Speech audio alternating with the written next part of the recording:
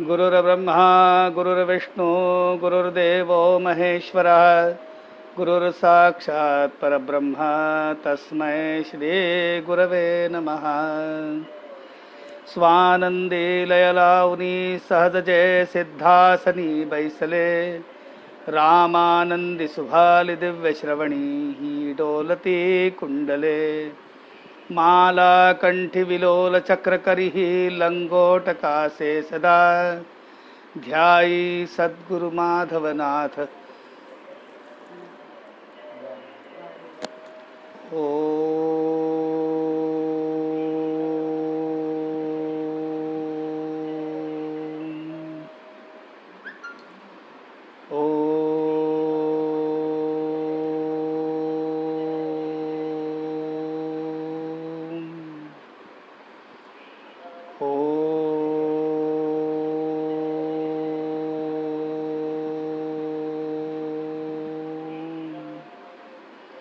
भगवत पूज्य पादाय सच्चिदानंद रूपिणे नमो माधवनाथाय नमस्ते अस्तु सहस्रशः।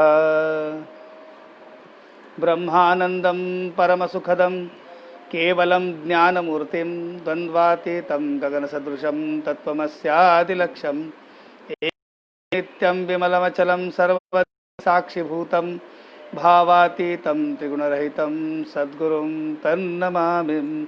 सद्गुरुनाथ महाराज की जय। नमस्कार। आज आषाढी कार्तिकी महामंडळ वारी महामंडळाच्या द्वारे आयोजित आज माझं हे 81 क्रमांकाचं पुष्प। 81 म्हणजे आकडा किती सुंदर आहे बघा। 8 आणि 1 9 आणि 9 9 81 म्हणजे 9 मध्ये 9 ही पूर्णता आणि पूर्णामध्ये पूर्णाचं विलय। पूर्णमदः पूर्णमिदं पूर्णात पूर्णमुदच्यते। तसे आजचा आज आम्हाला एक संधी आषाढी कार्तिकी वारी महामंडळाने मला दिली आहे, तेव्हा मी त्यांचा आभारी आहे। त्यांना धन्यवाद देतो, त्यांच्याप्रती कृतज्ञता व्यक्त करतो की त्यांनी आज मला ही संधी दिली, त्याच्या जेणेकरून माझ्या परम सद्गुरू परमपूज्य योगाभ्यानंद श्री माधवनाथ महाराज यांची माहिती मी आपल्यापर्यंत पोहोचवू शकतो। समर्थ रामदासांनी सांगितलेलं आहे, धर्मसंस्थापनेचे नर ते ईश्वरी अवतार झाले आहेत आणि पुढे होणार देणे ईश्वराचे। हे जे आहेत हे ईश्वराचं देणं आहे। धर्म संस्थापनेचे नर, धर्माची स्थापना करण्याकरता। तसं भगवद्गीतेमध्ये भगवान कृष्णाने म्हटलेलं आहे, यदा यदा हि धर्मस्य ग्लानिर्भवति भारत अभ्युत्थानं धर्मस्य तदात्मानं सृजाम्यहम् परित्राणाय साधूनां विनाशाय च दुष्कृतां धर्म संस्थापनार्थाय संभवामि युगे युगे। मी जन्म घेईन, वेळोवेळी जन्म घेईन, म्हणजेच स्वतः परमेश्वर पूर्णावतार किंवा अंशावतार होऊन तिथे जन्म घेईन धर्माची स्थापना करण्याकरता। महाराष्ट्राची भूमी ही अतिपवित्र भूमी आहे। इथे वेळोवेळी अवतार घेतले, परमात्माच्या अंशावताराच्या रूपात किंवा परमात्माच्या पूर्ण अवताराच्या रूपात जन्म झाला आणि ते संत म्हणून या जगाच्या पाठीवरती वावरले। त्यांनी आपलं संपूर्ण कार्य जगाच्या कल्याणा संतांच्या विभूती या रूपाने केलेलं आहे। तसेच धर्मसंस्थापनेचे नर हे ईश्वरी अवतार झाले आहेत आणि पुढे होणार देणे ईश्वराचे, या तत्वाला मान देऊन आपण म्हणताना तर म्हणून तर झाले आहेत आणि पुढे होणार, खरं म्हणजे झाले आहेत नाही, झाले भूतकाळात, आहेत वर्तमान काळात आणि पुढे होणार भविष्य काळामध्ये। कारण हे ईश्वराचं देणं आहे, ईश्वराला हे मान्य आहे, ईश्वराने हे स्वीकार्य केलेलं आहे की वेळोवेळी मी अवतार घेईन आणि अवतार घेऊन मी जगाचं कल्याण परत परत परत परत करीन। आज मी माझ्या परमसद्गुरूंचा आपल्याशी परिचय थोडक्यात करून द्यायच्या इच्छेवरती आलेलो आहे. थोडक्यातच हा परिचय होईलच म्हणा. खरे म्हणजे माझे परम सद्गुरू परमपूज्य योगाभ्यानंद श्री माधवनाथ महाराज, आपण नावानेच कळलं असेल की नाथ महाराज, म्हणून थोडीशी नाथ या शब्दाची व्याख्या करून बघूया. नाथ, संधी केली, स्वरसंधीचा प्रयोग जर केला तर नाथ म्हणजे काय? न धन अथ. आता आपण अथ कुठे लावतो हो? अथ सत्यनारायण कथा, अथ श्रीमद भगवद्गीता, अथ प्रथमोध्याय, म्हणजे कुठल्याही गोष्टीच्या आरंभाला आपण अथ हे शब्द लावतो. न अथ म्हणजे ज्याला अथ नाही, ज्याला आरंभच नाही. म्हणजे ज्याला आरंभ नाही, मग त्याला अंत कुठे? आरंभ नाही म्हणजे अंत पण नाही. आणि ज्याला आरंभ नाही, ज्याला अंत नाही, तो आहे नाथ. भारतामध्ये प्राचीन काळापासून नाथ परंपरा चालू आहे. नाथ संप्रदाय या नावाने भारतामध्ये आपल्या संस्कृतीमध्ये ओळखले जातात. नाथ संप्रदाय म्हणजे काय?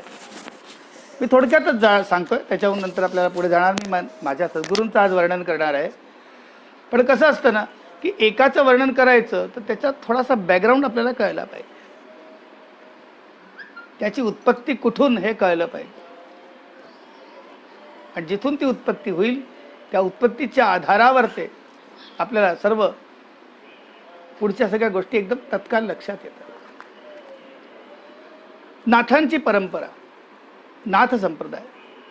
खरं म्हणजे नाथ संप्रदाय हा आदिनाथांपासून सुरू झालेला संप्रदाय आहे. या संप्रदायाचा मोठा परिचय थोडक्यात सांगायचं म्हणजे याच्यामध्ये प्राचीन, उदार आणि उंच नीच म्हणजे उंच नीच जातीगत व्यवस्था याच्या सगळ्याच्या पलीकडे हा संप्रदाय आहे.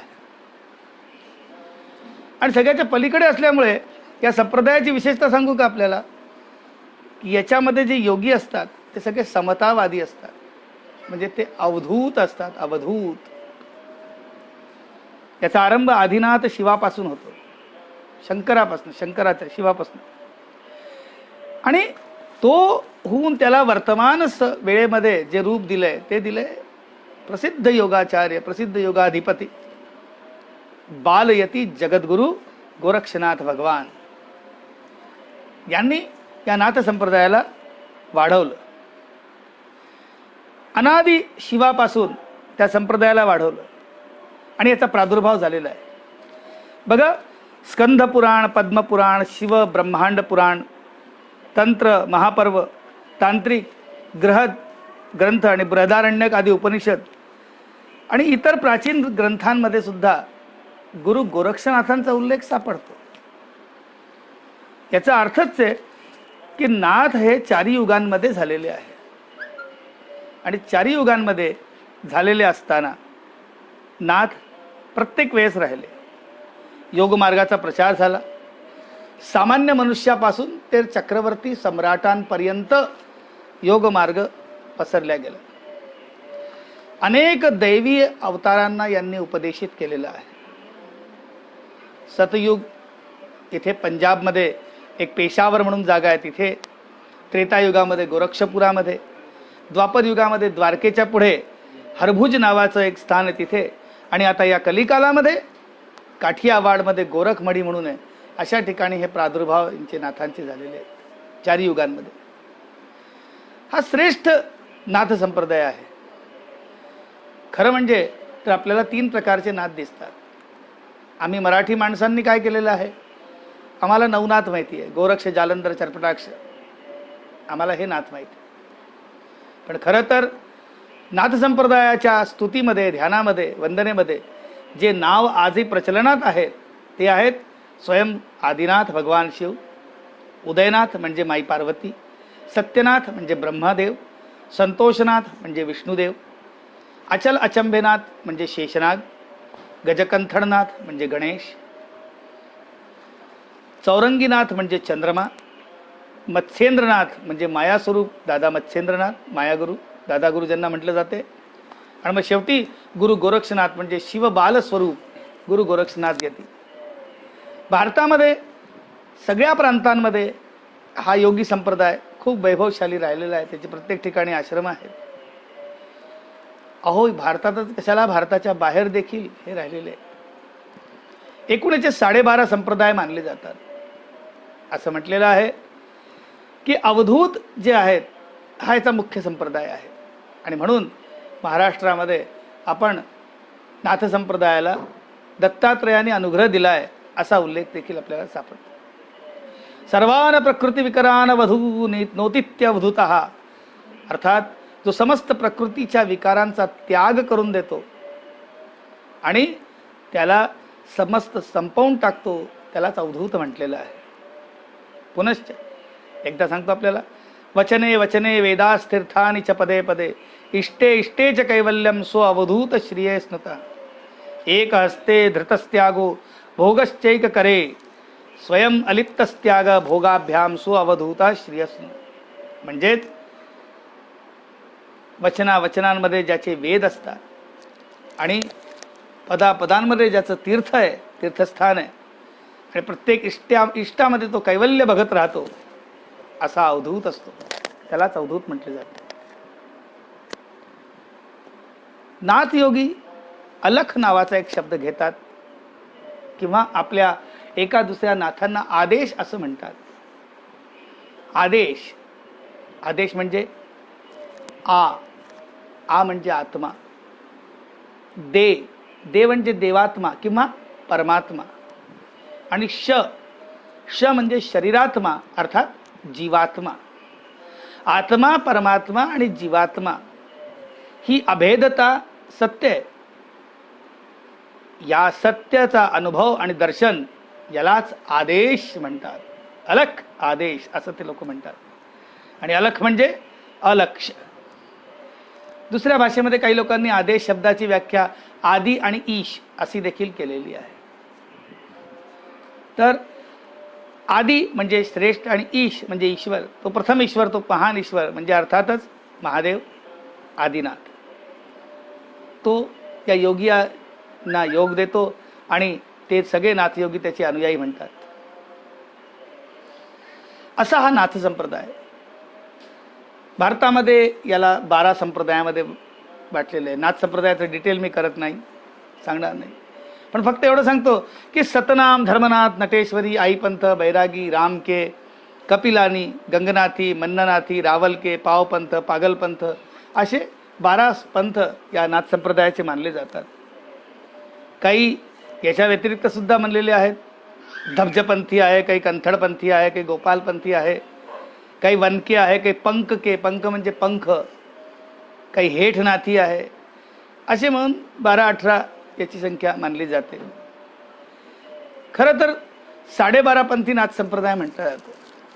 या संप्रदायामध्ये आपला जो संप्रदाय आहे त्याला वारकरी संप्रदाय म्हणतात. आम्ही आमच्या पंढरीनाथाला आणि आमची समस्त संत परंपरा, आमची पूर्ण महाराष्ट्रातली जी संत परंपरा आहे ती त्या पांडुरंगाच्या चरणापासून निघते. म्हणून आम्ही त्या पांडुरंगाला पंढरीनाथ असं म्हणतो. आणि त्या पंढरीनाथांनी जो मंत्र दिला आम्हाला, तो मंत्र दिला ज्ञानेश्वर माऊलींनी. आणि त्या असं बहिणाबाईच्या अभंगात आपण लक्षात दिलेलं आहे, ज्ञानदेवे रचिला पाया तुका झाला असे कळस. तर ही जी संत परंपरा आहे त्या संत परंपरेने आम्हाला सांगून दिलंय की पंढरीनाथ महाराजांच्या माध्यमातूनच पुढे जगाला सन्मार्ग मिळेल, सापडेल. मग आता हे ज्ञानेश्वर कोण? ज्ञानेश्वर म्हणजे सगळ्यांनाच ठाऊक आहेत. ज्ञानोबा माऊली म्हणतो आपण त्या आईला, तिच्यासारखी आई या जगामध्ये कोणी नाही. सगळ्या संतांची माऊली आहे ती. वय वर्ष समाधी घेत असताना जरी थोडं असेल तरी कृतिरूप वय संपूर्ण विश्वाला मांडीमध्ये घेऊन वात्सल्य रसाने ओतप्रोत करणारं आहे. अशी माऊली ज्या परंपरेमध्ये आली त्या परंपरेमध्ये माझे सद्गुरू आहेत. एवढं सगळं सांगण्याच्या मागचा उद्देश माझ्या सद्गुरूंचा मूळ परिचय, माझ्या परात्पर सद्गुरूंचा परिचय परमपूज्य माधवनाथ महाराज हे कुठून आलेत, कुठल्या परंपरेचे आहेत? तर लक्षात आलं पाहिजे की ज्ञानोबा माऊली ज्या परंपरेमध्ये आहेत त्याच परंपरेमध्ये माझे सद्गुरू आहेत. माझ्या सद्गुरूंची परंपरा म्हणजे अतिउत्कृष्ट परंपरा. भगवान आदिनाथापासून आरंभ झालेला हा नाथ संप्रदाय, ज्याचे प्रथम शिष्य मत्स्येंद्रनाथ किंवा उमा पार्वती, त्या मत्स्येंद्रनाथांचे शिष्य अर्थातच भगवान गोरक्षनाथ. त्या गोरक्षनाथांचे दोन मोठे शिष्य आपण ऐकले, सगळ्यांनी ऐकलेले, गहिनीनाथ आणि चौरंगीनाथ. त्या गहिनीनाथांनी त्र्यंबकेश्वराच्या त्या पर्वतावर ज्यांना अनुग्रह दिला, ज्यांच्या त्या पर्वताच्या पायथ्याशी त्यांची आज समाधी आहे, असे ज्ञानोबारायांचे गुरु, नाथ संप्रदायाचे श्रेष्ठ योगी परमपूज्य श्री निवृत्तीनाथ महाराज, संत ज्ञानेश्वरांचे मोठे बंधू. हे निवृत्तीनाथ, या निवृत्तीनाथांनी ज्ञानेश्वराला अनुग्रह दिला. हे ज्ञाननाथ झाले किंवा वारकरी संप्रदायामध्ये संत ज्ञानेश्वर या नावाने प्रसिद्ध झाले. या ज्ञाननाथांनी श्री सत्यामलनाथांना अनुग्रह दिला आणि सत्यामलनाथांनी पुढे गुप्तनाथांना अनुग्रह दिला. गुप्तनाथांचा अनुग्रह झाला, गुप्तनाथांची दीक्षा झाली. नाथ योगी समाज, नाथ योगी संप्रदाय इथे उभा राहिला. ही गुप्तनाथांची दीक्षा. या गुप्तनाथांच्या दीक्षेमध्ये एक मी आपल्याला सांगून देतो की हा नाथ संप्रदाय म्हणजे की असा फक्त पुरुषा आधारित किंवा पुरुष असले पाहिजे असा संप्रदाय नाही आहे. तर सद्गुरूंचे जे गुरु आहे गुप्तनाथ महाराज, ते स्वतः एक स्त्री होत्या आणि स्त्री असून नाथ पदाला पोहोचलेले आहेत. एवढं सामर्थ्य त्यांच्या अंगी होतं. त्यांची समाधी आज चित्रकूट करवीला आहे. करवीला जे बालाजी मंदिर आहे तिथे गुप्तनाथ महाराजांची समाधी आहे. नाथांच्या नंतर मग झाले परमहंस, ब्रह्मानंद, परमानंद, काशीनाथ, विठ्ठलनाथ, विश्वनाथ आणि मग त्या परंपरेमध्ये आले योगाभ्यानंद सद्गुरू माधवनाथ. माधवनाथ हे त्या परंपरेचे शेवटचे दीक्षागुरु. त्यांच्यानंतर त्या भुयाराला बंद झाले केलेलं आहे. तिथे कोणाची दीक्षा त्यांच्यानंतर झालेली नाही. महाराजांना जेव्हा, नक्कीच मी महाराजांच्या बाबतीत सांगेन, आपण काळजी नका करू, पण महाराजांना जेव्हा 1935 साली जेव्हा त्यांनी इंदोरला पादुका स्थापन केल्या होत्या, स्वहस्ते आपल्या पादुका स्थापन केल्या आणि त्याच्या खाली एक भुयार होतं त्या गर्भगृहाच्या खाली. तिथे त्यांनी सांगितलं की हा नाथ का अखेर का धोंडा रहेगा. हे त्यावेळेस शिष्यांना कळलं नाही, पण नंतर महाराजांनी तिथेच समाधी घेतली 1936 साली. जेव्हा 1935 साली तो सोहळा होता, वैशाखाचा महिना होता, मई महिना. त्या मई महिन्यामध्ये पादुका स्थापन झाल्या आणि त्यावेळेस कीर्तन झालं ताई महाराजांचं. ताई महाराज या माधवनाथ महाराजांच्या शिष्य, उंदीर खेळायला असायच्या. त्यांचं जेव्हा कार्यक्रम सोहळा झाला त्यावेळेस काही शिष्यांनी महाराजांना विचारलं की महाराज आपल्यानंतर आता गादीवर कोण? तेव्हा महाराजांनी चिडून सांगितलं, मला कोणी गादी दिली नाही, मी कोणाला देऊन जात नाही. आणि त्या परंपरा मग महाराजांच्या गादीवर कोणी नाही. अशी आता या माधवनाथ महाराजांच्या बाबतीत मी आपल्याला सांगणार, त्यांच्यामुळे आज मी आपल्या समोर उभा आहे. माझे परम सद्गुरू परंपरेमध्ये जी आदिनाथांपासून आरंभ झालेली परंपरा आहे, त्या परंपरेमध्ये माझ्या सद्गुरूंचा जन्म झाला. जन्म, अहो पण जन्माच्या आधी एखादं चांगलं वटवृक्ष जर लावायचं असेल तर तेवढी भूमी तशी असली पाहिजे. महाराजांच्या आईचं नाव होतं मथुरा. या मथुराताई आपल्या आजोबांकडे उज्जैनीला होत्या. तिथं असताना त्या शंकराची पूजा करायच्या. ज्योतिर्लिंग महाकाळेश्वर श्रावणामध्ये सतत त्यांची पूजा आरंभ असायची. त्यावेळेस अचानक एक साधू त्यांनी मथुरेला आशीर्वाद दिला, तुझ्या निर्माण होणार आहे, तू जगाचं मार्गदर्शन करणार आहे. मथुराबाई आनंदित झाल्या, सहज समाधीत त्यांना लागली. पण त्यांनी एक अट ठेवली, तुझ्या पोटी त्याचं निर्माण होणार, त्याच्याकरता तुला सेवा करावी लागेल. म्हणून त्यांनी आपल्या झोळीतून शिवलिंग काढून मथुराबाईंना दिलं, याची तू सेवा कर. त्यांनी सतत सेवा केली, हा प्रसाद तुला प्राप्त होईल. पुढे मथुराबाई पांगरी बुद्ध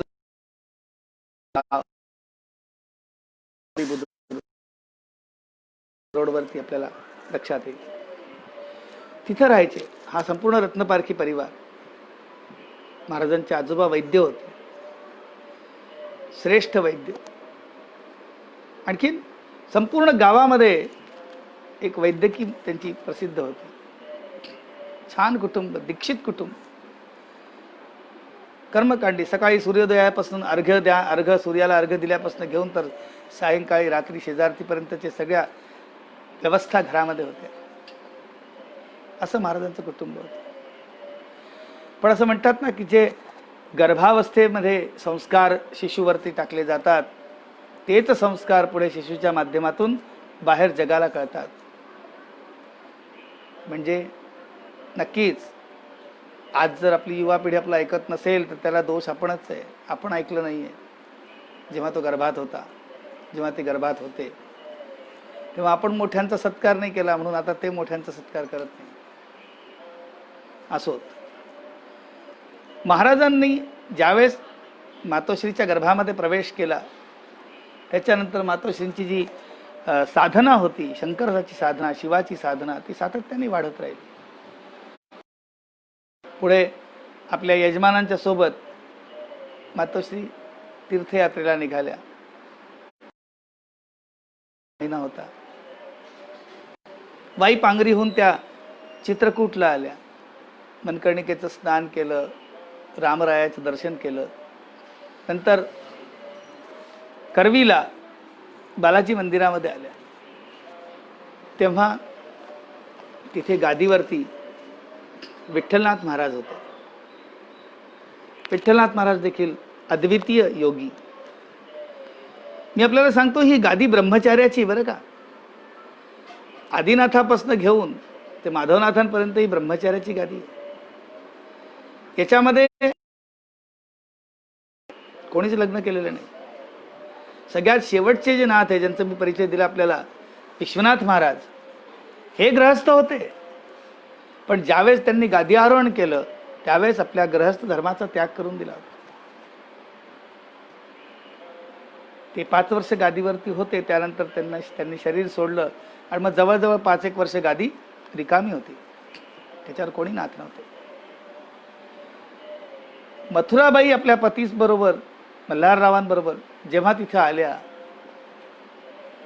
तेव्हा विठ्ठलनाथांनी एकदम लक्षात घेतलं, त्यांना ध्यानयोगामध्ये लक्षात आलं की इथं नाथ अंश निर्माण होणार आहे, नाथ अंशाचा जन्म होणार आहे. त्यांनी कोठारघर उघडून दिलं. त्या तिथे राहिल्या. रोजची त्यांची सेवा चालू होती.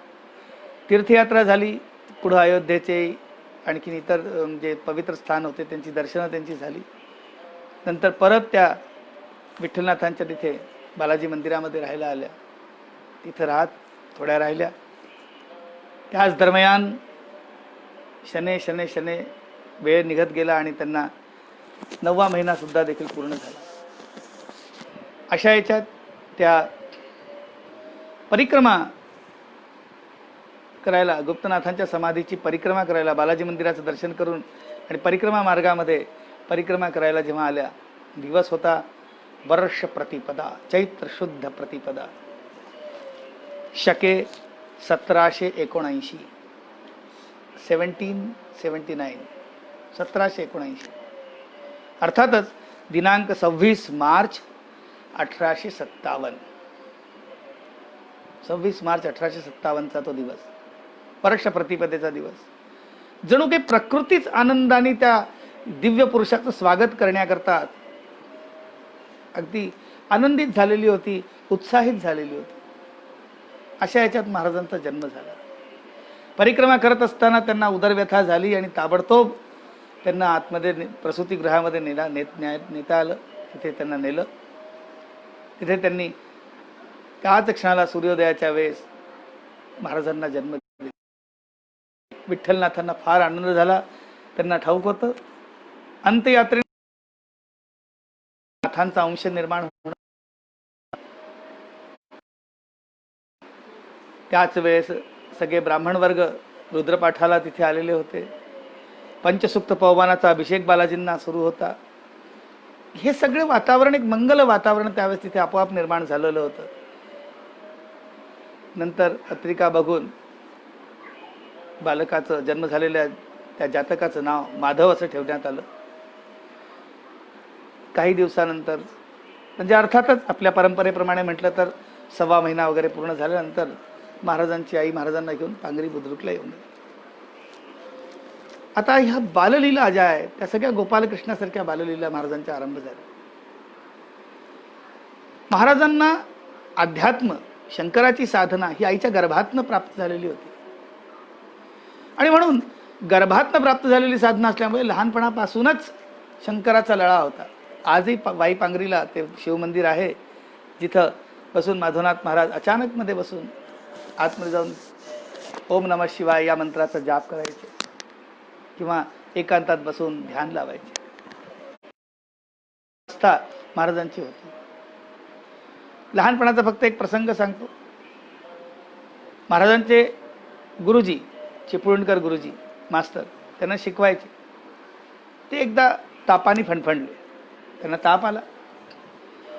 त्यांनी आपल्या विद्यार्थ्यांना सांगितलं की जा बाबा, गोळ्या घेऊन ये, काही औषधं घेऊन ये तुझ्या आजोबांकडून. तेव्हा इतर विद्यार्थ्यांनी त्याला थांबवलं. नको रे बाबा, त्यांना औषध द्यायचं म्हणजे परत ते चांगले होतील आणि चांगले झाल्यानंतर एकाने म्हटलं मला मारतील, एकाने म्हटलं मला रागवतील, आदी आदी इत्यादी हे सगळे प्रयोग. प्रत्येक लहान मुलगा जसं एका मास्तराच्या विषयामध्ये म्हणतो तसं आरंभ झालं. नाथांना माधव, बालक माधवाला असं वाटलं की हे चूक करतायत, आपल्या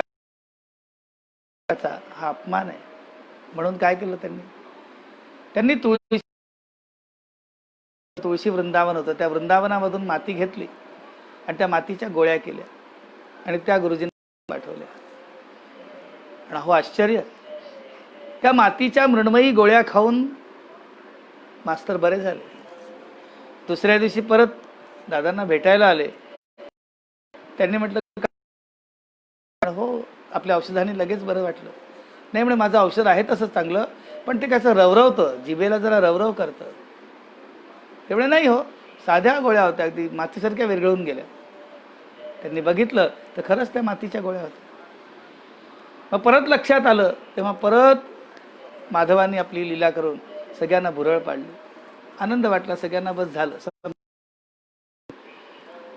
गणिताचं, त्रैराशिकाचे नियम लहानपणीच महाराजांनी आपल्या गुरूंना विचारले होते.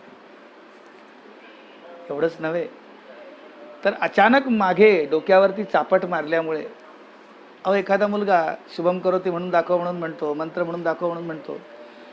महाराजांना तर घरामध्ये लहानपणापासून रामरक्षा, अथर्वशीर्ष, भीमरूपी हे सगळे तोंडपाठ होते अगदी लहान वयामध्ये. म्हणून महाराजांना जेव्हा डोकं मारू इथे मी वेडा होऊन जाईन किंवा माझी स्मृती नष्ट होऊन जाईल, म्हणजे ब्रह्मरंध्रावरती मारल्यानंतर स्मृती नष्ट होते, या योगाचं ज्ञान महाराजांना लहानपणीच होतं. पण त्यांनी परत भुरळ पाडली. पुढे महाराजांचे पिता तीर्थस्वरूप मल्हारदादा यांना देवाज्ञा झाली. आई सती जाण्यास निघाली, तेव्हा आई तिच्या जवळ बसून तिला समजवलं, तू कोणाची कोण आहेस, तू कोणाकरता रडतेस, तू कोणाकरता, जो तुझा आज पती होता तो गेल्या जन्मी होता का, पुढल्या जन्मी आहे का. मी जेव्हा महाराजांचं चरित्र वाचलं तेव्हा मला लक्षात आलं की हे सगळं जे काही आहे ना, हे अगदी नरसिंह सरस्वतींशी किती मॅच होत आहे बघा.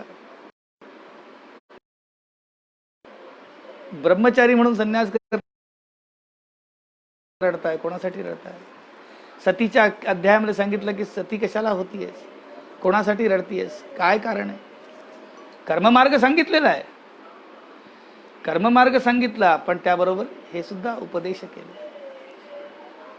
हे सगळं महाराजांनी लहानपणापासून केलं. पुढे साठाण्याला एकदा आई घेऊन गेली बरोबर, तेव्हा साठाण्याला त्यावेळेस देव मामलेदार म्हणून एक मोठे संत होते. त्यांनी महाराजांना ओळखलं आणि सगळ्यात पहिले काय म्हणाले, अरे हा गादीचा मालक आला. त्यांची महाराजांची पूजा केली, म्हणजे माधवाची पूजा केली, त्यांना सत्कार दिला. आणि हे सगळं केल्यानंतर आईला सांगितलं की तुझा नाहीये, कारण आईला असं वाटलं होतं माझा मुलगा वेडा होतोय. तेव्हा ते म्हणजे तुझा मुलगा वेडा, हा तर कितीतरी लोकांना वेड लावणार आहे, म्हणजे वेडा नसून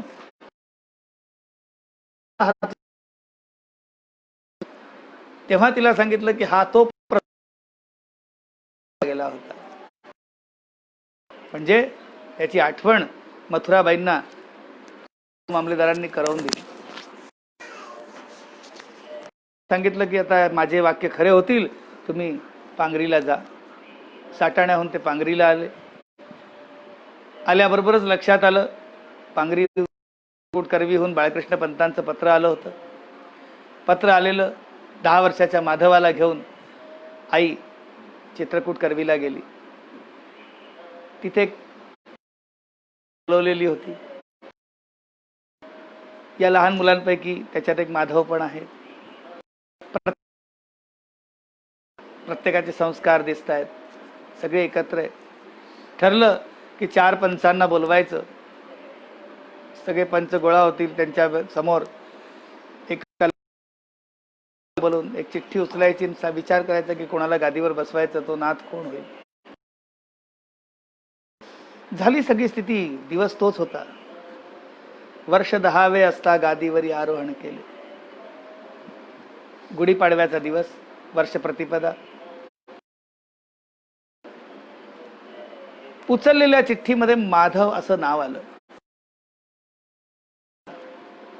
महाराजांना गादीवर बसवलं. मग आता अनुग्रह झाला पाहिजे म्हणून शैली शृंगी धारण करून, नाथ संप्रदायाचे आभूषण धारण करून त्या भुयारामध्ये खाली जिथे गुप्तनाथांची समाधी होती तिथे पाठवलं. महाराज तिथे गेले. एका क्षणानंतर अलख असा ध्वनी झाला. बस अलख, या पलीकडे काही नाही असा ध्वनी झाला. आणि आतून जे बाहेर आले माधवनाथ पूर्ण येऊन. आता बघा, हे तर एक घटना मी आपल्याला सांगितली की हे सगळं झालंय. अहो, हे तर आपल्याला कळेल. आपण महाराजांचा ग्रंथ जर वाचला, माधवनाथ दीपप्रकाश, तर त्याच्यामध्ये आपल्याला हे सगळ्या गोष्टी कळून येतील. पण महाराज फार निराळे होते. महाराज तिथून जेव्हा बाहेर आले भुयारातनं, त्याच्यानंतर सगळ्यात पहिलं काम काय झालं, ते भुयार कायमचं बंद केल्या गेलं. काय योग्यतेचा जो आतमध्ये जाऊ शकेल, ज्याला आतमध्ये जाऊन गुप्तनाथ महाराजांचा अनुग्रह मिळेल, अलख अशी ध्वनी होईल, असा कोणी नाही. मग महाराजांनी आपली दिनचर्या केली. योगी योगाच्या प्रमाणे सगळी दिनचर्या सगळं केलं. पण लक्षात आलं की अरे नुसती चिठ्ठी काढून आपण नाथ नाही बनू शकत. लक्षात घ्या, हा प्रसंग बघा. आता राजा राम होऊ शकतो, पण मर्यादा पुरुषोत्तम राम होण्याकरता वनवासात जावं लागेल. दशरथाचा मुलगा म्हणून राजा राम होऊ शकतो. चिठ्ठी काढल्यानंतर माधवनाथ झाले, माधवाचे माधवनाथ झाले. पण नाथ आहोत आम्ही हे सिद्ध करण्याकरता श्रम करावे लागतील, तपश्चर्या करावी लागेल. आणि अध्ययन करावं लागेल. कारण जोपर्यंत अध्ययन नाही तोपर्यंत सिद्धांत मांडता येत नाही, आणि जोपर्यंत सिद्धांत मांडता येत नाही तोपर्यंत वास्तविकता जगाला कळत नाही.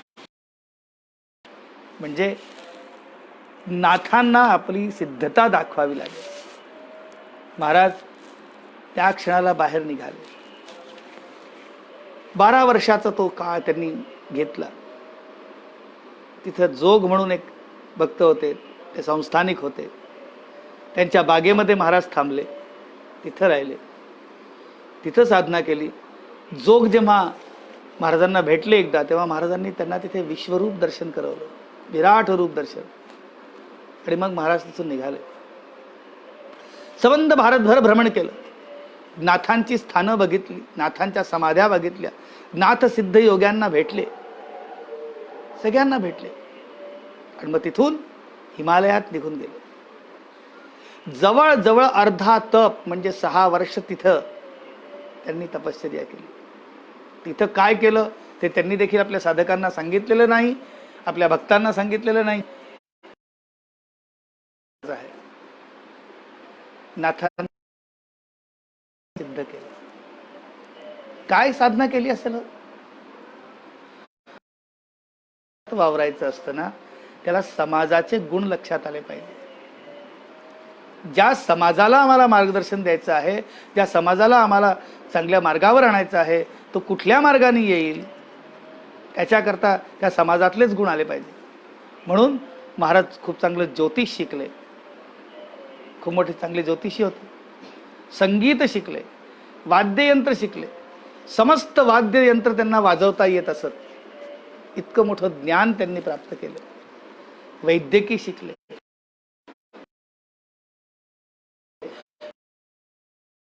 घ्यायचे आहे ते त्यांनी घेतले. कर्मकांड शिकले, कुठल्या वेदामध्ये, कुठल्या उपनिषदामध्ये कुठले श्लोक आहेत, कुठल्या ऋचा आहेत, हे ज्ञान त्यांनी ग्रहण केलं. 12 वर्ष पूर्ण साधना करून जेव्हा महाराज परत करवीला आले, त्याच्यानंतर सद्गुरुपद हातात घेतलं. हनुमंत नावाचे एक व्यक्ती होते, त्यांना आपली पहिली दीक्षा दिली, त्यांनी अनुग्रह दिला. त्यानंतर एक दिवशी त्यांना स्वप्न दृष्टांत झाला की इथे एक वृंदावन आहे, ते वृंदावन आणा, ते स्थापन करा, त्याच्या खाली पादुका आहेत. त्यांनी त्या वृंदावनाची स्थापना केली, तिथं पादुका स्थापन केल्या. आणि त्या पादुका जेव्हा त्यांनी स्थापन केल्या, त्याच्यानंतर करवीला उत्सव होत राहील. उत्सव झाले, उत्सव व्हायला लागले, साधू संत यायला लागले. त्यावेळेस जेही संत दुसरे असतील ते भेटायला महाराजांना. विद्वत जनांशी. पण आता असं असतं ना की कोणाला दिसतं कोणाला दिसत नाही, ज्याला दिसतं त्याला आनंदच होतो असं नाही. त्यावेळेस असे संस्थानिक होते सगळे की अरे बाबा असं राहिलं तर सगळंच खर्च होऊन जाईल, आपल्याकरता काय उरेल. असे एक दिवाण होते तिथे सखाराम बापू म्हणून. त्यांनी काहीतरी गडबड केली. नाथांनी विचारलं, नाथ हिशोबामध्ये चोख बरं का.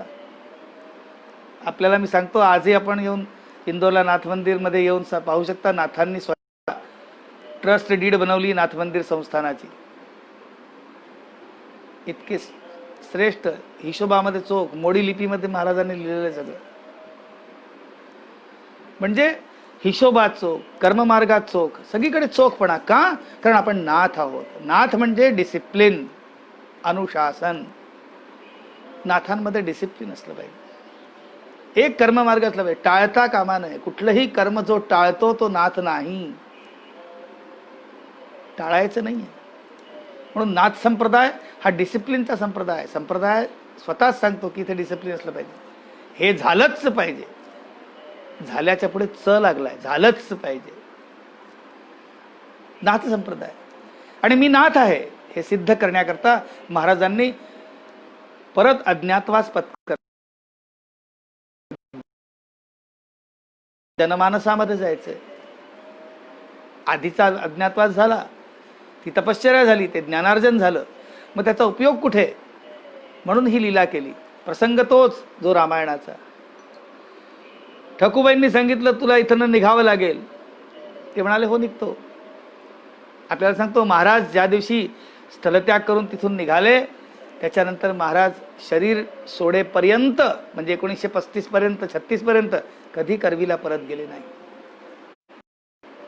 आणि काय सांगितलं, मी अदृश्य शक्ती खेळवून करीन सर्वांचे रक्षण,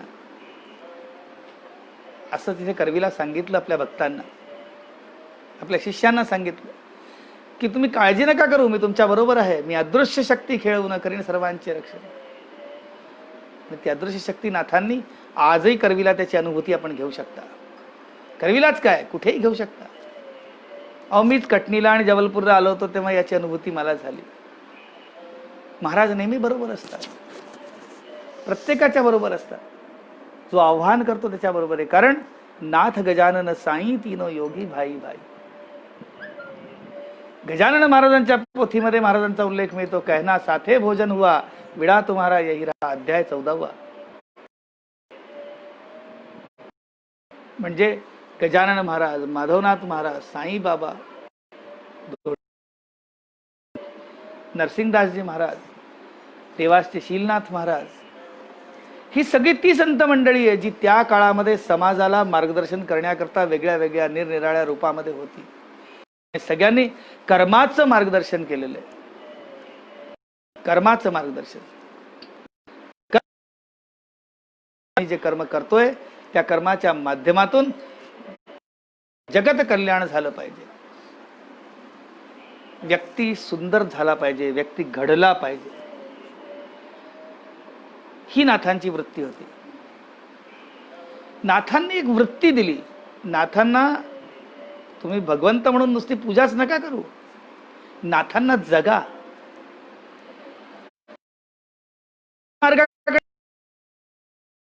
पण नाथांनी भक्तीला योगाची साथ दिली. जोपर्यंत योग नाही तोपर्यंत भक्ती नाही. नुसती भक्ती करून काम नाही, बरोबरीने योग आतला पाहिजे, योग गाठता आला पाहिजे, भेदन करता आलं पाहिजे, निराळे बंध लावता आले पाहिजे. मूलबंध, महाबंध, उड्डियान बंध, जालंधर बंध, हे बंध लागता आले पाहिजे. शरीराला प्राणायामाची साथ दिली म्हणून महाराजांना योगाभ्यानंद म्हणतात. नुसतं योगीराज म्हणत नाही, नुसतं योगाचार्य म्हणत नाही, तर महाराज योगाभ्यानंद आहे. आणि आपण जसं म्हणतो ना, आपणा सारखे करती तात्काळ नाही काळ वेळ तया ठाई, त्या प्रकारे जो जो त्यांच्या शरणामध्ये गेला, जो जो त्यांच्या जवळ केलं, पूर्ण केलं, संपूर्ण दिलं, संपूर्ण दिलं. आणि नव्हे तर प्रत्यक्षात दिलेलं आहे. ज्या चतुर्विधा मुक्ती आपण म्हणतो, सालोकता, समीपता, स्वरूपता आणि सायुज्यता, या प्रत्यक्ष नाथांनी आपल्या शिष्यांना दिलाय. याचं प्रत्यक्ष उदाहरण कधी आपल्या सर्च करून बघा, किंवा इंदोरला आला तर नाथ मंदिरात दर्शन करून बघा, आपल्या लक्षात येईल. देवनाथ महाराज हे महाराजांचे शिष्य, ते पूर्णपणे माधवनाथ महाराजांसारखे दिसायला लागले, स्वरूपता प्राप्त झालेली. बाकी सगळं तर दिलंच. वल्लीनाथ महाराज हे महाराजांचे शिष्य, एकाला योगासनाच्या माध्यमातून स्वरूपता प्राप्त झालेली. असं वाटतं जसं माधवनाथ महाराजच बसलेले. या सिद्धी नाहीये बरं, हा सतत अभ्यास आहे. नाथ संप्रदाय हा अभ्यासाचा विषय. मी थोडस या लिंक पासून सरकून थोडस बोलतो की नाथ संप्रदाय हा विज्ञानाचा विषय. गोपीचंदाची बहीण ज्यावेळेस तिने स्वतःला सुरा खोपून मरण पावली, त्यावेळेस तिचं प्रेत जाळण्याकरता निघाले, तेव्हा गोपीचंद म्हणाला, माझे जे सद्गुरू आहेत जालंधरनाथ, ते याचं काही करतील, तुम्ही काळजी नका करू, तिला जिवंत करतील. सासूरवाडच्या लोकांनी ऐकलं नाही, तिचा एक हात कापून दिला. तो हात कापून दिल्यानंतर जालंधरनाथांनी त्या हातावरून राणीला तयार केलं. याला आजच्या विज्ञानाच्या भाषेमध्ये क्लोन डेव्हलपिंग म्हणतात. Clone developing. गोरक्षनाथांनी मच्छिंद्रनाथांकरता आपला डोळा काढून दिला. त्या डोळ्याला परत त्याच्या त्याच जागेवरती लावून आणि परत जागृत केलं. इतकं श्रेष्ठ डोळ्याचं ऑपरेशन मच्छिंद्रनाथांनी केलेलं. मच्छिंद्रनाथांनी हे केलं. जालंधरनाथांनी क्लोन डेव्हलप पुढंच नव्हे तर संजीवनी विद्येच्या माध्यमातून तर गोरक्षनाथांनी मंत्र म्हणता म्हणता मातीचा पुतळा उभा केला, गाडीवान बनवला मातीचा. कोणचा? ज्याला गहनीनाथ आपण म्हणतो. हे सतत विज्ञान आहे. आणि हे ते विज्ञान आहे जे फिजिकल नाही आहे, त्याच्यामुळे भौतिकशास्त्रात किंवा रसायनशास्त्रामध्ये एकदम सापडत नाही. हे विशेष ज्ञान आहे ज्याला विज्ञान म्हणतात. विज्ञान म्हणजे विशेष ज्ञान. हे नाथांजवळ होत. चमत्कार आपण बघितलेला आहे. याच नाथ संप्रदायामध्ये, याच नाथ परंपरेमध्ये, जी माझ्या सद्गुरूंची परंपरा आहे, त्याच्यामध्ये जे ज्ञाननाथ झाले त्यांना आपण संत ज्ञानेश्वर हो रेड्यामुखी वेद बोलवले. नव्हे नव्हे तर निर्जीव भिंतीमधला सुद्धा चैतन्य जागृत करून तिला सुद्धा चालवलंय. असं हे जे उदाहरणं सापडतात ही अलौकिक उदाहरणं आहे. या उदाहरणाची आज कुठेही तोड सापडत नाही.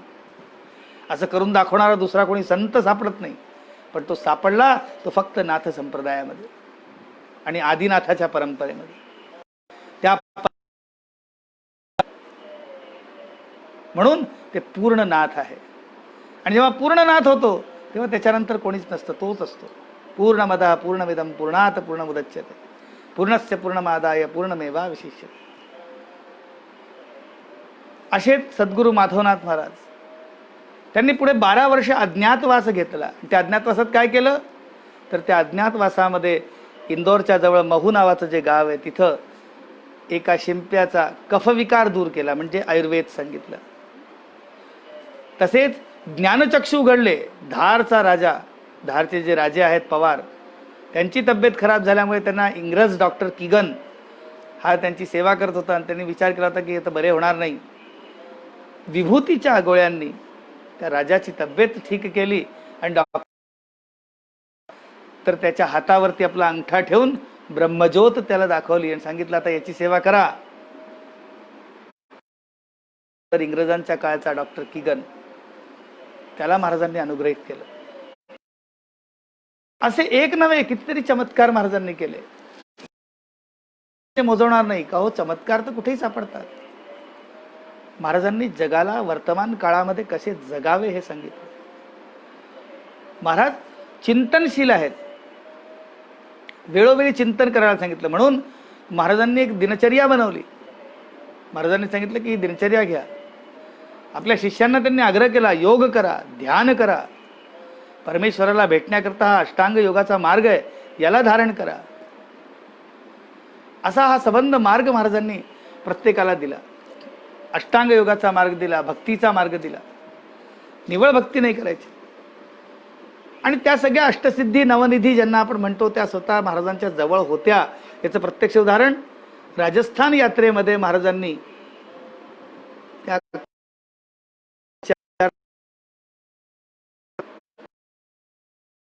आनंद म्हणून ज्योतिष भेटले. त्यांना त्यांचा व्रत दीक्षित केलं, संन्यास दीक्षा दिली. अशी पूर्ण अवस्था ज्या व्यक्तित्वामध्ये होती, असा व्यक्ती माऊली सारखा सगळ्या संत शिष्यांबरोबर वावरला.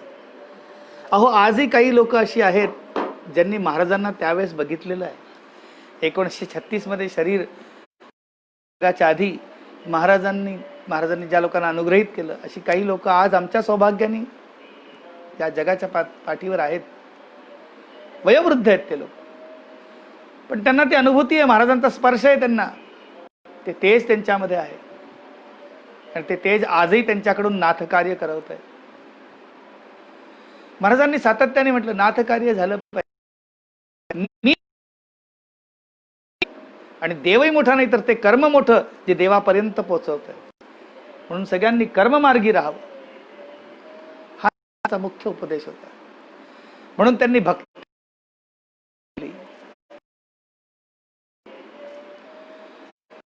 असं 1857 ते 1867 एवढाच काळ फक्त बालपणाचा गेला. त्याच्यानंतर 1867 पासून ते 1936 पर्यंत सतत महाराज कार्य करत राहिले, प्रवास करत राहिले. नाथ कार्याकरता हिंडले, प्रत्येकाला जोडलं आहेत, कर्माचा बोध करून देणारे आहेत, वृत्तींचं निरसन करून देणारे आहेत. आणि वृत्ती निरसन केल्यामुळे माणसामध्ये जे जे परिवर्तन होतं, अहो नर करणी करे तो नरका नारायण होय. माणसाने जर कर्म केले तर नराचा नारायण होऊ शकतो.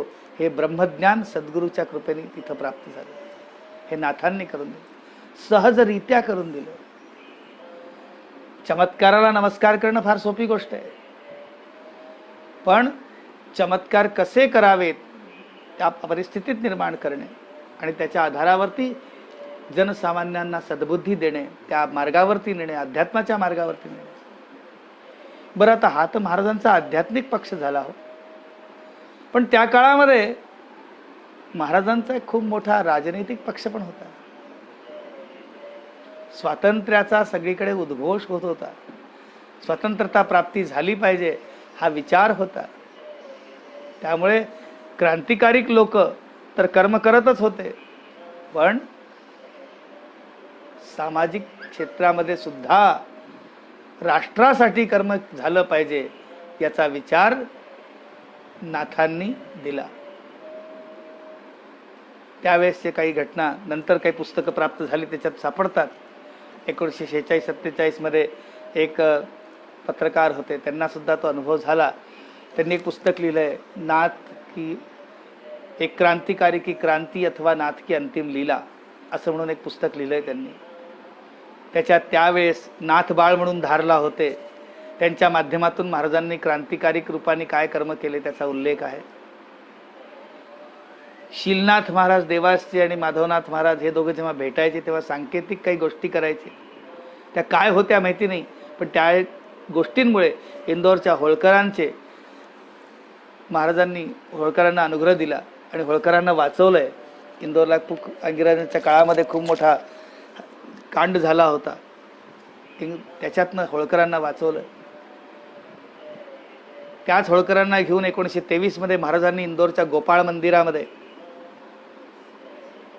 नामसप्ताहाचं आयोजन केलं आणि त्या नामसप्ताहामध्ये चांदीची टाळ हातात देऊन इंदोरच्या महाराजाला रामकृष्ण हरीचा पहारा करवलाय. जय जय रामकृष्ण हरी. आणि नव्हे तर त्याच सप्ताहामध्ये 7 दिवस दासगणू महाराजांनी कीर्तन केलंय. म्हणजेच दासगणू महाराज साईबाबांचे शिष्य आहेत, साईबाबांना मानतात, गजानन महाराजांचं चरित्र लिहितात आणि माधवनाथांकरता कीर्तन करतात. आणि अशा दासगणू महाराजांना इंदोरच्या विठ्ठल मंदिरामध्ये, पंढरीनाथ मंदिरामध्ये महाराजांनी विठ्ठल दर्शन करवलंय. कारण दासगणू महाराजांचा नियम होता आषाढीला पंढरपूरला जायचा. पण महाराजांच्या सांगण्यावरती इथे आले आणि इथे त्यांनी पंढरनाथाचं, पंढरपूरचं दर्शन इथे इंदोरला करवलंय दासगणू महाराजांना 1923. आणि त्यावेळेस जो भंडारा झाला, महाप्रसाद झाला, तो इतका झाला की इंदोरहून निघणारी एकही गाडी, एकही मोटार, स्टेशनवरनं जाणारे कोणीही इंदोरहून बाहेर जाणारा उपाशी गेला नाही आणि इंदोरचा कोणीही व्यक्ती उपाशी राहिला नाही. प्रत्येकाला महाराजांकडनं प्रसाद प्राप्त झालाय. इतका मोठा नामसप्ताह झाला, इतकी मोठी पालखी निघाली. स्वतः महाराजांनी, होळकर महाराजांनी ती पालखी आपल्या खांद्यावर घेतलेली, आपल्या सद्गुरूचं पूजन केलंय. म्हणजेच माधवनाथ महाराजांचं. सांगण्याचं तात्पर्य आहे, जे रजवाडे मोठमोठाले विद्वान हे सगळे जे महाराजांचं अनुसरण करायचे, प्रत्येक फील्डचा व्यक्ती, प्रत्येक क्षेत्रातला व्यक्ती महाराजांच्या जवळ यायचा आणि महाराज त्याचं मार्गदर्शन करायचे. म्हणजे एवढं मोठं ज्ञान का? कारण मी नाथ आहे. नाथ म्हणजे नाथ हे की आडनाव नाहीये की एक नाव घेतलं आणि त्या नावापुढे नाथ लावलं म्हणजे झालं तुमचं आडनाव पूर्ण झालं. अहो, नाथ म्हणजे पूर्णत्व आहे, सच्चिदानंदत्व आहे. सत, चित आणि आनंद याचं संपूर्णत्व ते म्हणजे नाथ आहे. असा दिव्य नाथ संप्रदाय, त्याला आम्ही बिलॉंग करतो, त्याला आम्ही पालन करतो, त्याचे आम्ही वंशज आहो. म्हणून आनंदाने आणि गर्वाने मस्तक वर झालं पाहिजे. असे श्रेष्ठ तत्व माधवनाथ महाराज आपल्या शेवटच्या काळामध्ये ते हिंगणघाटला होते, नागपूरच्या जवळ. तिथं त्यांनी 3 वेळा सांगितलं, संकेत दिले सगळ्यांना. लोकांना काही कळलं नाही. 1935 मध्ये इथे आले तेव्हा नाथ मंदिर इंदोर बनत होतं, निर्माण चालू होतं त्याचं. महाराजांनी सांगितलं लवकर लवकर त्याचं निर्माण करा, कारण माझ्याजवळ वेळ कमी आहे. आता जर तुम्ही नाही केलं तर पुढे माझं येणं होणार नाही. निर्माण कार्य आरंभ झालं. इथलचे जे ट्रस्टी नेमले होते महाराजांनी, त्यांनी सगळं काम केलं, भक्तांनी काम केलं, मंदिर उभं झालं. आणि महाराजांनी हिंगणघाटला जेव्हा ध्येय सोडला तेव्हा नाथसूत जे महाराजांचे चिरंजीव होते, त्यांनी चिरंजीव होते म्हणजे शिष्य होते पण पुत्र होते, त्यांनी देखील महाराजांनी त्यांना सांगितलं की इथं इंदोर समाधी असं त्रिवार उच्चार केलं. अहो सहज सोपं नाही आहे हे सगळं करणं, स्वतःहून उच्चार करून निघणं. हे सगळं सिद्ध होतं मुद्रांमुळे, हे सगळं सिद्ध होतं योगांमुळे, हे सगळं सिद्ध होतं स्वतःला संपूर्ण केल्यामुळे. कसं संपूर्ण करू शकता? एक रहस्याची गोष्ट आपल्याला सांगतो. महाराजांनी आपले शिष्य कुलकर्णीजी, विनायक कुलकर्णी, त्यांना आम्ही देवनाथ महाराज म्हणून ओळखतो, त्यांना खेचरी मुद्रा शिकवली, खेचरी मुद्रेचं ज्ञान दिलं, अष्टांग योग दिला. मल्लीनाथ महाराजांनाही ती दिली, खेचरी मुद्रा शिकवली. नव्हे तर प्रसिद्ध शक्तिपाताचार्य परमपूज्य गुळवणी महाराजांना देखील माधवनाथ महाराजांनी खेचरी मुद्रा शिकवली, खेचरी मुद्रेचं ज्ञान दिलेलं आहे. इतकी मोठी स्थिती आहे, इतकं मोठं चिंतन आहे. आज 2 दिवसावरती गणपती येणार आहे. एक छोटासा उल्लेख करतोय महाराजांच्या लीलेचा. एक दंपती पुण्याला, पती पत्नी दोघेही, खूप धनदौलत, खूप त्यांच्याकडे अपार प्रचूर संपत्ती, परमेश्वराच्या आशीर्वादाने महाराजांचा अनुग्रह प्राप्त झाला. सांगितलं महाराज मी दत्तक घेतो कोणाला तरी, कारण मला संतती नाहीये, म्हणून मी दत्तक घेणार. महाराज म्हणाले मग एक काम कर, दत्तक अशा व्यक्तीला घे जो तुझ्या संपत्तीचा नासोडा करणार नाही, आणि जोपर्यंत तुझं नाव राहील, जोपर्यंत तो व्यक्ती राहील, तोपर्यंत तुझं नाव या जगामध्ये राहील. मग काय करायचं?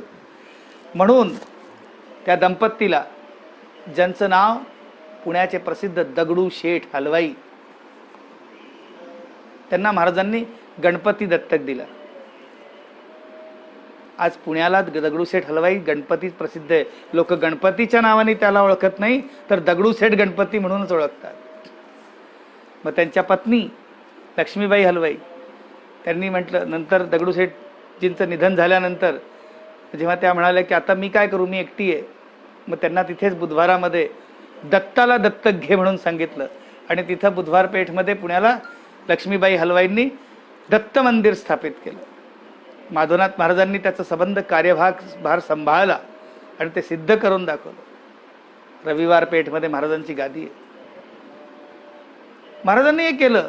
आज बघा दगडूशेठ हलवाई आणि लक्ष्मीबाई हलवाई दत्त मंदिर या नावाने ती दैवत ओळखली जातात. आणि जोपर्यंत ती दैवत आहेत तोपर्यंत ते दोघं जण ओळखले जातील. म्हणजे पुत्र सुद्धा असावा, आपण म्हणतो ना, पुत्र व्हावा ऐसा गुंडा ज्याचा तिन्ही लोकी झेंडा. तिन्ही लोकांमध्ये झेंडा, असे 2 दत्तक पुत्र महाराजांनी आपल्या शिष्याला दिले, आपल्या शिष्य दंपतीला दिले, आणि आज ते विश्वभरात प्रसिद्ध आहे. महाराजांनी अशा छोट्या छोट्याच लीला केल्या. मी त्याला छोट्या छोट्या लीला म्हणतो, कारण ते परब्रह्म आहेत. आणि परब्रह्मा करता हे सगळी कामं फार छोटीशी आहेत, लहान आहेत, पण ते कर्म महाराजांनी केलं. जगाच्या पाठीवरती नाथ या शब्दाची व्याख्या सगळ्यांना जाणून दे. आजही 1936 मध्ये महाराजांनी देह ठेवलाय, तरी आजही आपण त्यांची अनुभूती समाधी स्थानावरती, म्हणजे इंदूरला जी त्यांनी समाधी घेतली आहे, त्या समाधी स्थानावरती येऊन आपण आनंद करू शकता, त्यांचं मार्गदर्शन घेऊ शकता. आपल्यातली कुवत असली पाहिजे. अहो एक छोटं उदाहरण सांगतो आपल्याला ताबडतोब कळेल. रामकृष्णांचं आणि विवेकानंदांचं नाव आपण ऐकलेलं आहे. अगदी छोटी गोष्ट आहे. मन जर शुद्ध असतं, सद्गुरुचरणी जर विश्वास असतो, तर सगळी कर्म होतात. विवेकानंद जेव्हा शिकागोला जायला निघाले होते, तेव्हा जे त्या बोटमध्ये जाणार होते ते त्याच्यावर चढले. अचानक त्यांना रामकृष्णांचा आवाज आला, बोटवरनं खाली उतर. ते उतरले. नंतर ती बोट निघून गेली, ती बोट सुटली. पुढं दुसऱ्या बोटमध्ये ते बसून निघाले. आणखीन तिथं ते जाऊन जेव्हा पुढे जायला लागले तर लक्षात आलं की जी पहिली बोट आपली सुटली होती ती बोट पुढे जाऊन पाण्यामध्ये बुडली आहे आणि सगळी लोक तिथे हताहत झालेली आहेत. विवेकानंदांना फार वाईट वाटलं. तेव्हा ते नरेंद्र होते. त्यांना फार वाईट वाटलं. त्यांनी ध्यानावस्थेमध्ये आपल्या सद्गुरूचं स्मरण केलं आणि सांगितलं की महाराज असं का? ठाकूरजी, ठाकूर म्हणायचे त्यांना, असं का? आपण मला सांगितलं, मला उतरवून दिलं, मला आपला आवाज आला, मी उतरून गेलो. आपण तेही लोक तर मनुष्यच होते. आपण त्यांनाही सांगायचं होतं. त्यांनाही आपला आवाज आला असता ते उतरले असते, त्यांचे प्राण वाचले असते. तेव्हा ठाकूरजी म्हणाले, तुला असं वाटतं का की मी त्यांना नसेल सांगितलं? तुला आपल्या गुरुवरती एवढाही विश्वास नाही आहे की आपले गुरु फक्त स्वार्थी आहे का, फक्त तुलाच बोलवतील? ते जगाच्या कल्याणाकरता निघालेले. तर ते हाक तर सगळ्यांना मारली, पण ऐकू फक्त तुला आली का? कारण तू माझ्याशी जोडलेला होता आणि बाकी इतर लोक स्वतःच्या अहंकाराशी, आपल्या कर्माशी आणि आपल्या एक वेगळ्याच मार्गाशी जोडलेले होते. त्यांना त्या मार्गाच्या पुढे सद्गुरूचा मार्ग किंवा परमेश्वराचा मार्ग आठवतच नव्हता, दिसतच नव्हता. म्हणून त्यांना माझी हाक ऐकू नाही आली, तुला ऐकू आली, तू बाहेर निघाला. अहो, असंच असतं जीवनामध्ये. परमेश्वर प्रत्येकाला हाक मारतो. म्हणून महाराज प्रत्येकाला बोलवतात आजही. पण ज्याला ऐकू येते, ती हाक ज्याला ऐकू येते तो तिथपर्यंत पोहोचतो. आणि ज्याला नाही येत तो या संसारामध्ये इकडे तिकडे गोतांडे खात राहतो.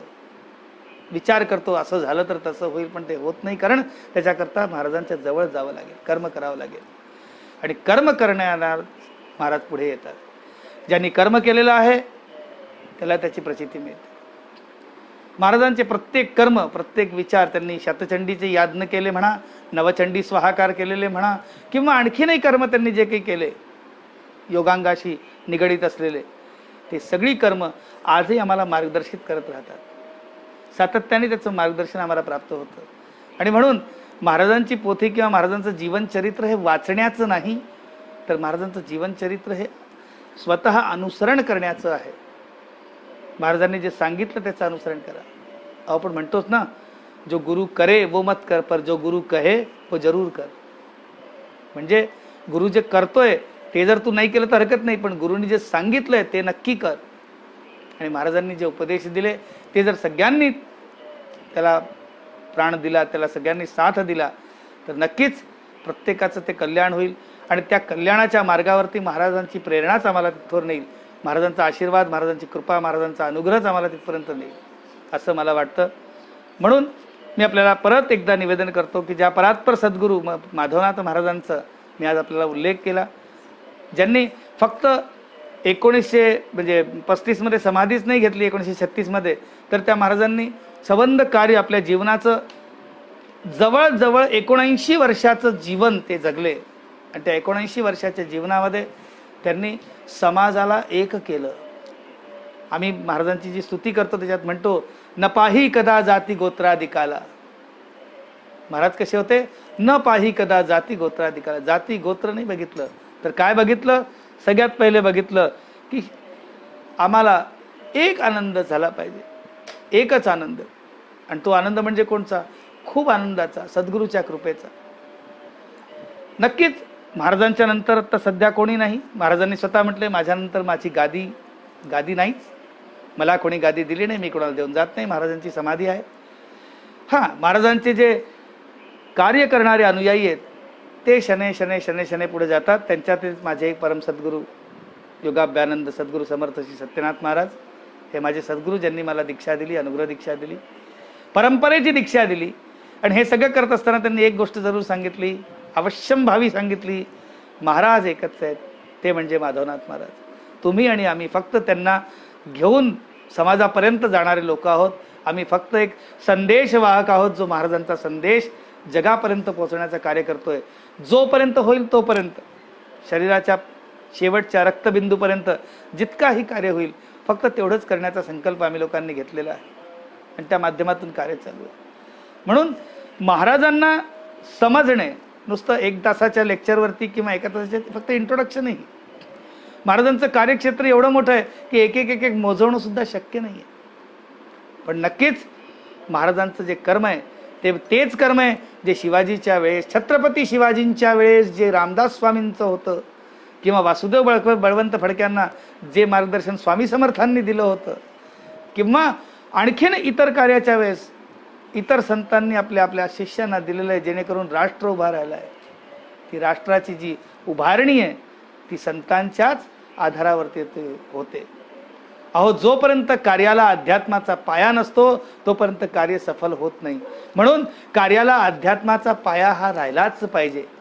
आणि ज्या कार्याला अध्यात्माचा पाया असतो ते कार्य एका एका क्षणाला ते वाढत जातं. म्हणून मी माझ्या संपर्कात येणाऱ्या लोकांना देखील सांगत राहतो, नाथांपेक्षा मोठं नाही. नाथ जे आहेत त्यांना समजण्याचा प्रयत्न करा, त्यांना जाणण्याचा प्रयत्न करा. वाचून चालणार नाही. नाथांना अनुभव करण्याचा प्रयत्न करा. नाथांपर्यंत पोचायचं असेल तर स्वतःची साधना वाढवा, स्वतःचा अभ्यास वाढवा. फक्त गुरुनी डोक्यावर हात ठेवला म्हणून तुम्ही नाथांपर्यंत पोचून जाल असं नाही. प्रयत्न करावा लागेल. आणि जेव्हा प्रयत्न वाढत जातील तेव्हाच आपल्याला भाई आपली जी स्थिती कशी आहे, God help them who has themselves. ईश्वर सुद्धा त्याचीच मदत करतो जो स्वतःची मदत करायला तयार असतो.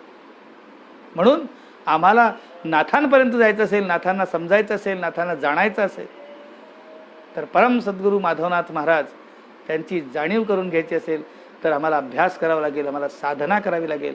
आणि ती साधना आम्हाला तिथपर्यंत नाही. आज आषाढी कार्तिकी वारी महामंडळाने मला हा जो एक संधी दिली, कारण माझा दिलेला वेळ संपायला आलाय, जवळजवळ 5 मिनिटं 10 मिनिटं वरही झालेत, पण ही जी संधी मला या मंडळाने दिली त्याच्याकरता मी यांची कृतज्ञता व्यक्त करतो. माझ्या सद्गुरूंचा परिचय जो बोबड्या भाषेत मला कळला तो मी आपल्यासमोर प्रस्तुत केलेला आहे. मी हे म्हणत नाही की सगळेच जण ऐकल्यानंतर ताबडतोब महाराजांचे भक्त होतील, पण एवढं नक्की आहे की ही भारतभूमी आहे. रत्नाकरा धौतपदाम हिमालय किरीटिनीम ब्रह्मराज ऋषी रत्नाढ्याम वंदे भारत मातरम. अहो, या भारतामध्ये नुसते खनिजच उत्पन्न होत नाही, या भारतामध्ये नुसतं गोल्ड म्हणजे सुवर्णच उत्पन्न होत नाही, तर या भारतामध्ये ब्रह्मऋषी आणि राजऋषींसारखी खदान आहेत. ही संतांची भूमी आहे, ही देवभूमी आहे. या भूमीवरती जन्म घेण्याकरता स्वतः देवता देखील त्रस्त होत राहतात, विचार करतात की ते जन्म घ्यायचा आहे. गायंती देवा किल गीत कानी धन्यास्तु ये भारत भूमी भागे असं म्हटलेलं आहे. तर ते देवता जे इथे जन्म घेण्याला तरसतात त्या भूमीत आमचा जन्म झालेला आहे. ज्या संतांच्या मार्गदर्शनाने राष्ट्राची उभारणी झाली त्या संतांच्या परंपरेमध्ये आम्ही सगळेजण आहोत. आणि या मंडळाने जो हाती वसा घेतलेला आहे ओळख संतांची, तो वसा नक्कीच खूप चांगला आहे. महाराजांच्या चरणी मी प्रार्थना करतो की असा वसा आपला चालत राहावा. आणि फक्त महाराष्ट्राचेच नको तर संबंध भारतामध्ये कोण्या कोपऱ्यामध्ये सुद्धा लपलेला एखादा दिव्य पुंज, दिव्य संत, त्याची ओळख करून देणारा त्याचा शिष्य किंवा त्याचा अनुयायी समोर यावा आणि त्यांनी या मंडळाच्या माध्यमातून जगाला त्याची ओळख करून द्यावी हीच विनंती करतो. अस्तु. महाराजांचं एकदा स्मरण करतो आणि त्याच्या पुढे जातो.